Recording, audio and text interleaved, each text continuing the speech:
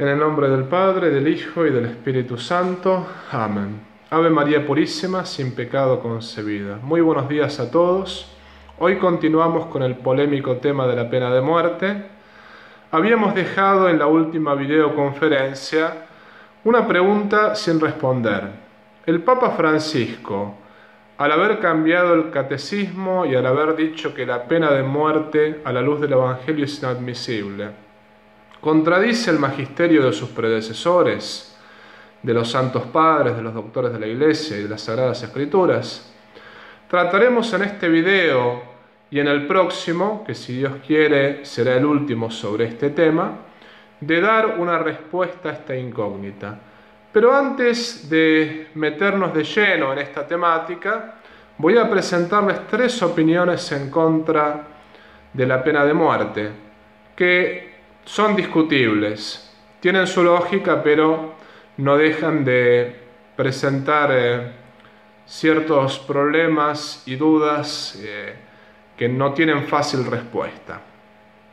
La primera opinión en contra de la pena de muerte es aquella que dice que hoy en día tenemos toda la tecnología habida y por haber para neutralizar al injusto agresor, y que en cambio los medievales aplicaban la pena de muerte por los escasos medios que tenían para dejar de por vida a una persona en la cárcel. Por decirlo así, hoy es más fácil que una persona cumpla su pena perpetua en una cárcel, y antes en cambio era más complicado, por eso se recurría a la pena capital. Esta opinión es discutible.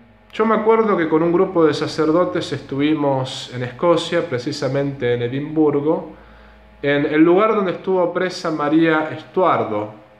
María Estuardo estuvo presa 18 años en una mazmorra. Esa cárcel donde estuvo la princesa de Escocia era terrible.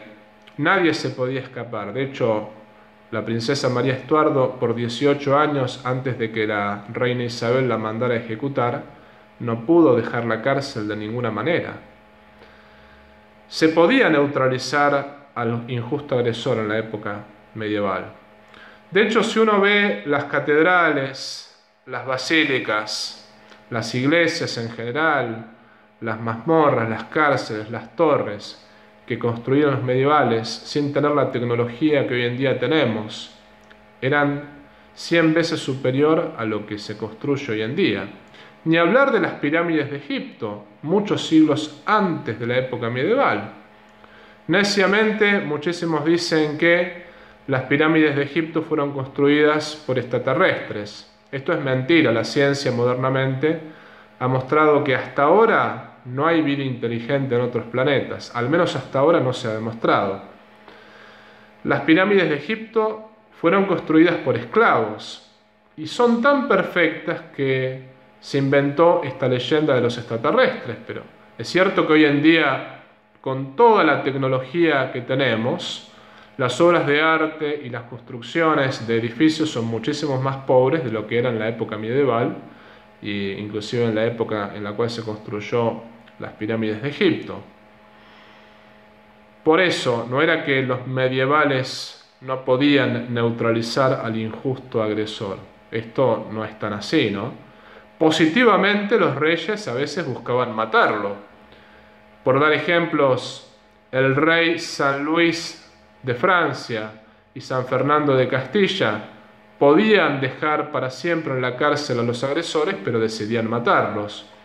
San Luis, rey de Francia, ejecutaba a los injustos agresores en la plaza pública, porque él decía: la justicia al aire libre es más grata.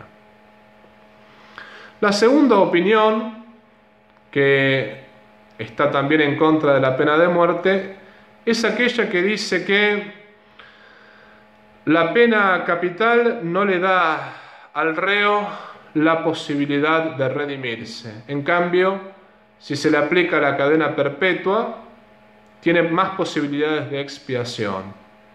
Esto también es discutible.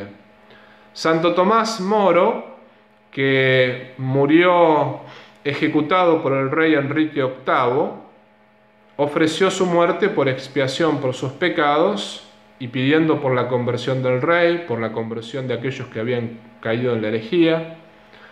Santo Tomás Moro, dejemos bien en claro que no tendría que haber sido ejecutado, porque era inocente, su único pecado era ser católico, no había ningún motivo para condenarlo a muerte.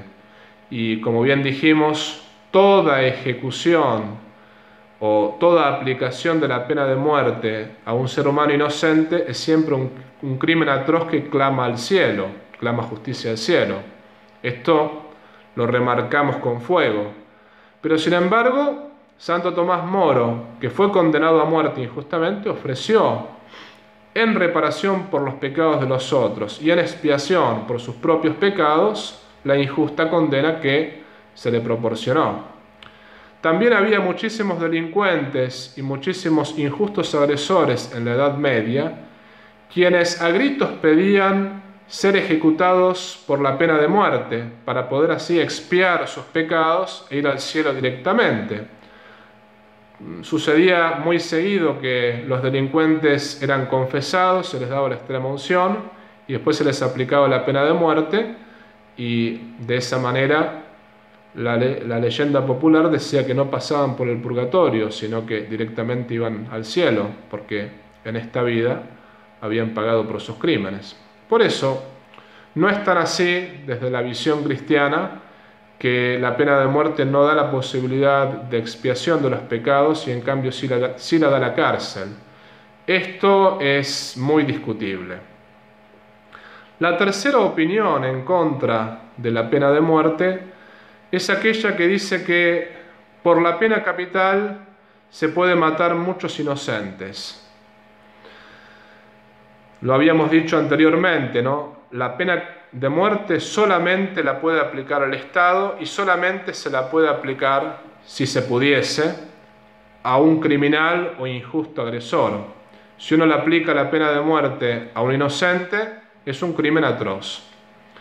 Entonces esta opinión dice, muchísimos inocentes pueden morir por la injusta aplicación de la pena capital. Esto es cierto, pero por otra parte también hay muchísimos inocentes que mueren en manos de asesinos seriales que tendrían que haber estado en la cárcel y se fugaron.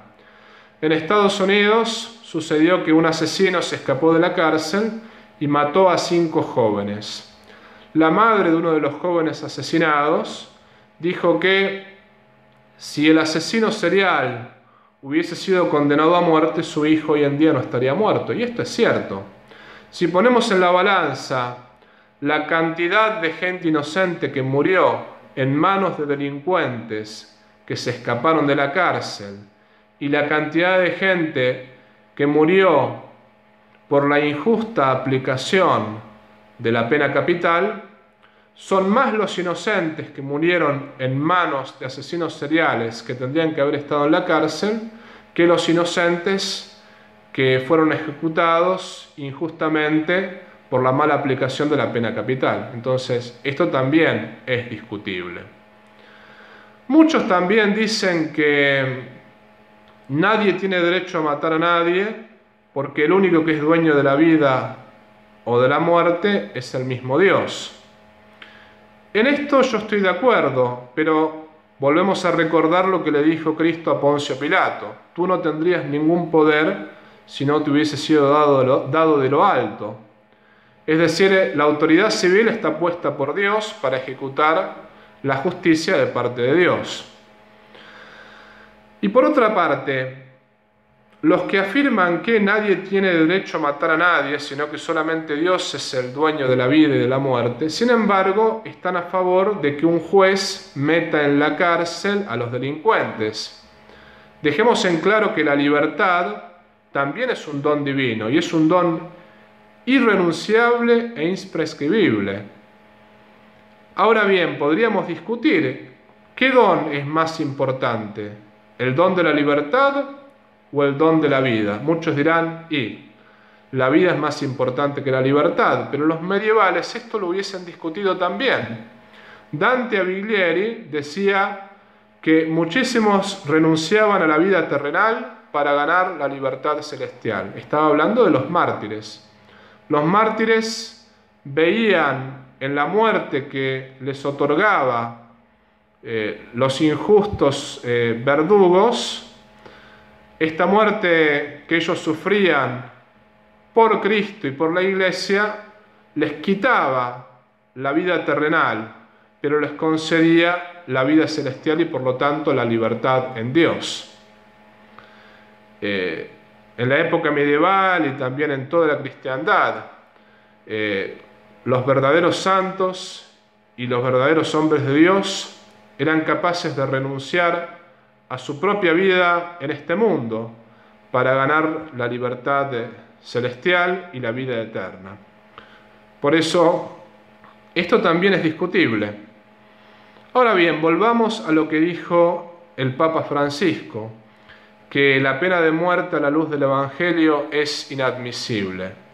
Contradice toda la tradición de la Iglesia, el magisterio de sus predecesores, las Sagradas Escrituras.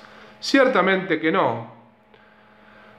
Hay que decir que una cosa puede ser inadmisible, o porque es pecado o porque no es conveniente. San Pablo decía que todo me está permitido, pero no todo me es conveniente. Una cosa es la licitud de la pena de muerte y otra cosa es la oportunidad de la misma. Una cosa puede ser lícita, pero puede ser inoportuna. Por dar un ejemplo, una familia una vez le dijo a su hija que era inadmisible que se casara con ese hombre. No era que esta familia estaba diciendo que era pecado el matrimonio y que el matrimonio en sí era inadmisible. No, estaba diciendo que contraer matrimonio con ese hombre particular era inadmisible porque era violento, porque no trabajaba, porque hacía todo tipo de estragos. La hija se terminó casando igual y después se tuvo que divorciar porque este hombre la golpeaba. No era inadmisible el matrimonio en sí para esta familia, sino el matrimonio con este hombre particular. Ahora bien, quizás lo que el Papa Francisco quiera decir es que la pena de muerte es inadmisible en las circunstancias históricas actuales, no que sea inadmisible en el sentido de que sea pecado. La pena de muerte sería pecado si uno la aplica de modo particular, es decir, no la aplica el Estado, sino un ciudadano común, o sería pecado si uno la aplica, inclusive si la aplicase el Estado, por odio, por venganza o por rencor hacia el reo. Ahora bien, la pena de muerte aplicada por el Estado, por justicia, ¿es lícita o es inoportuna? ¿Es pecado o es algo que no es conveniente? En el último video responderemos esta última pregunta y presentaremos de manera más amplia la visión cristiana sobre la pena capital. Gloria al Padre, al Hijo y al Espíritu Santo, como era en el principio, ahora y siempre, por los siglos de los siglos. Amén.